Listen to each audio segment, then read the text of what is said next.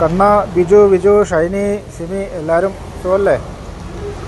ഞാനതിൻ്റെ ഒരു പിക്ചർ ഞാൻ കാണിച്ചു തരാം. ഇത് ഗൂഗിൾ എർത്തിലാണ്. ഇവിടെയാണ് ആ പുഴയുടെ ഉത്ഭവം. ഇത് കണ്ടോ, ഇതാണ് ഉത്ഭവം.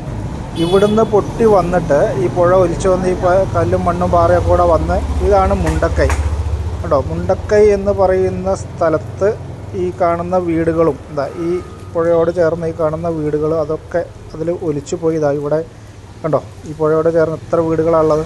ഇതെല്ലാം പോയി നേരെ വന്ന് ഇതാണിപ്പോൾ നമ്മൾ ന്യൂസിൽ കണ്ടുകൊണ്ടിരിക്കുന്ന സ്കൂള്, ആ മരം, ഇതൊക്കെ. ഇതിൽ ഈ ക്രോസായിട്ട് കാണുന്ന ഈ ബിൽഡിംഗ് മാത്രമാണ് ഇപ്പോൾ അവിടെ നിലനിൽക്കുന്നത്. ബാക്കി ഇവിടെ ഇത് മൊത്തം പോന്നു. ഈ കാണുന്നതാണ് അവിടെ ഒലിച്ചുപോയ പാലം. ആ പാലം, ഈ കാണുന്ന അമ്പലം, ഇതെല്ലാം പോയി.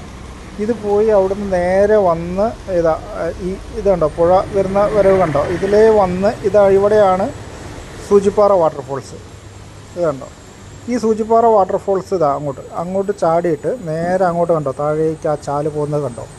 ഇതിലേ പോയി ഇവിടുന്ന് ഇങ്ങനെ പോയിട്ട് ഇത്രയും കിലോമീറ്റർ, പോത്തുകല്ല് കാണുന്നുണ്ടോ, ഇതുണ്ടോ, ഇത്രയും കിലോമീറ്റർ ഒഴുകി പോയിട്ടാണ് ആ ബോഡികൾ കിട്ടിയിട്ടുള്ളതെന്ന് പറഞ്ഞാൽ അതിൻ്റെ ഒരു ദുരന്തത്തിൻ്റെ വ്യാപ്തി എന്താണ്.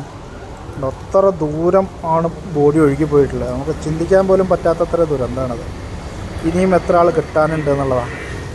വല്ലാത്തൊരു കഷ്ടം തന്നെ അല്ലേ.